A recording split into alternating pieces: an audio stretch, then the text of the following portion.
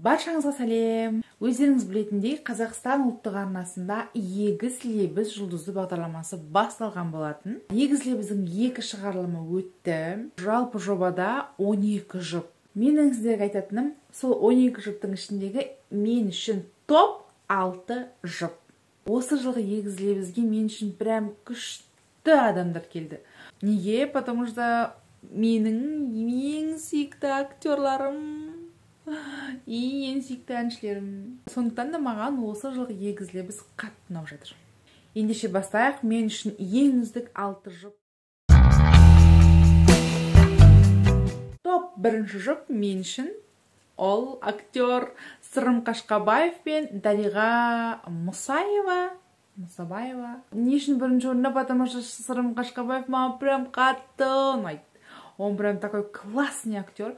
Он красивый, харизматичный. Сондықтан да ол киноларда в основном андай бір мачо жігіттердің рөлін ойнайды. И кішкене алдап кететін сондай рөлдерге өзі, потому что лицосы сондай типаж соған келеді да.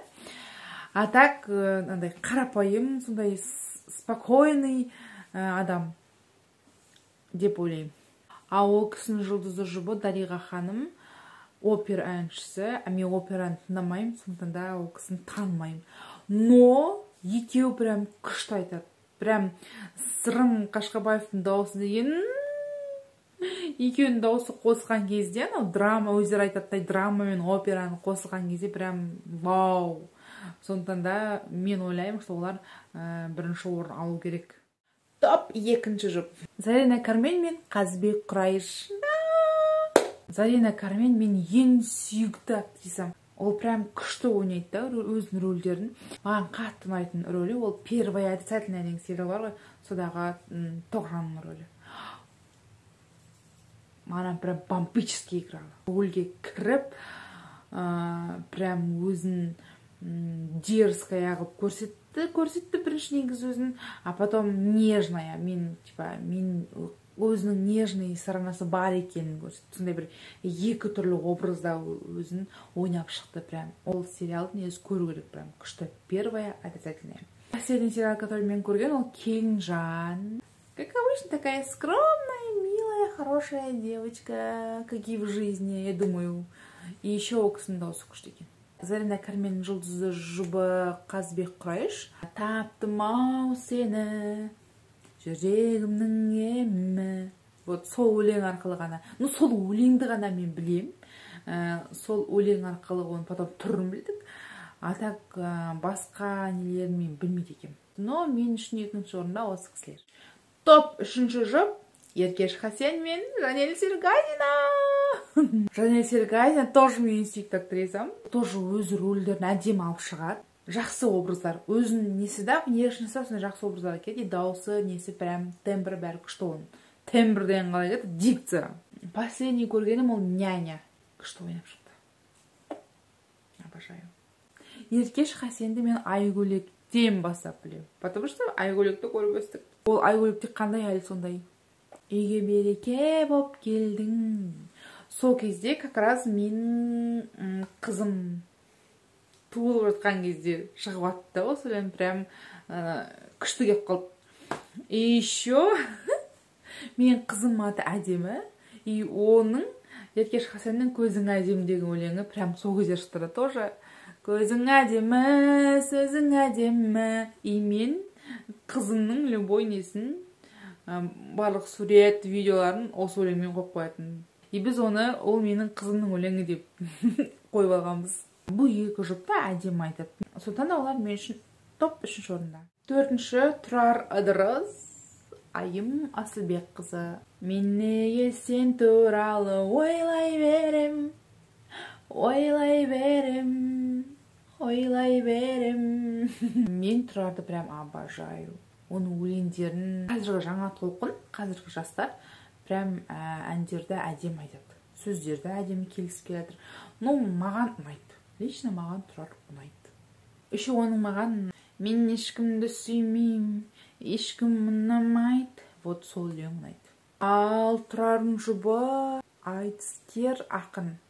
қыз жас, көрініп тұр кішкентай қыз екені. Қазылар алқасы оларға төмен балл қойып отыр. Басқа жұптармен салыстырғанда олар намного было лучше. Таня мен анау үлкен кісі бар ғой, сол кісіге көп балл бергенге түсінбеймін. Береді, ол кісі дәстүрлі әнші, бұрыннан келе жатқан болғасын, сол үшін беріп жатады оған. Ал Таня типа орыс қыз, қазақша, белорустың қыз, қазақша айтып жатқасын. Так уж нельзя, өнеріне, айтқандарына қарап бағалап беру керек қой. Чтобы честность было, әділ болу үшін солай істеу керек, әділ қаз болғаннан кейін. Вот, я так считаю, это честно мое мнение.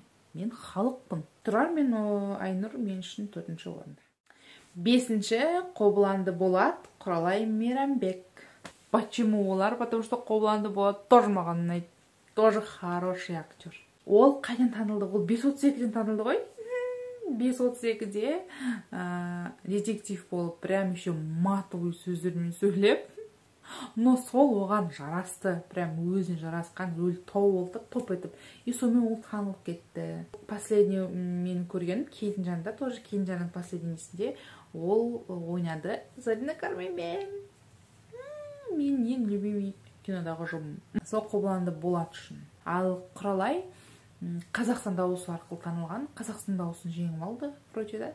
Но ол, это не знает, что ол певица. Қазақстан дауысын жеңген үшін ол профессиональный әнші болып кетеді ма? Білмеймін мен профессиональный кәсіби әнші ретінде мен оны қабылдай алмаймын. Қобыланды Болат үшін осы топ ұнайды. 6-шы мен үшін Дастан Оразбеков, Гүлнар Селбаева. Мен Дастан Оразбековтың фанаты емеспін, бірақ Дастан Оразбеков өте жақсы айтады, өте жақсы билейді. Ол харизматичный, сахнада өзін жақсы ұстайды. Ол енді опытный әнші ғой. Сондықтан ол өзін прям жақсы көрсетеді. Ал Гүлнара ол кісіні мен КВН арқылы ғана білем. КВНнің өзінде ол кішкене ән айтып жүрді ғой, негізі КВНді. Актриса. Егізлебізде негізі ең жақсы айтатын Сырмаға мен Дариға ханым. И осы Дастан Оразбеков пен Гүлнара Селбаева. Потому что екі жұптында, екі адамында, екі жақтанда дауыс бар, екі жақтан да әдемі айтады. Сондықтан да ол жаңағы Дастан Оразбеков пен Гүлнар Селбаева олар бірінші орынға шығып жүр. Бұл честно болды осы, потому что олар екеуі де жақсы айтады, екі жақтан да жақсы айтады. Осы 6 жұп егізлебіздегі ең мықты жұп мен үшін. Енді қалған 6 бағдарламада анау 6 жұп шығып кетсе, сосын осы 6 жұп қалып, осы 6 жұп бірімен соревновать етсе, прям күшті болады. Енді 3-ші бағдарламадан бастап жұптармен қоштаса бастайды. Жұптар уже жобадан шыға бастайды. Сондықтан да осы 6 жұпқа жанкүйер болыңыздар. Мен бұл бағдарламада осы 6 жұпқа жанкүйер болам. Ал сіз кімге жанкүйер боласыз? Комментарияға жаза кетіңіз.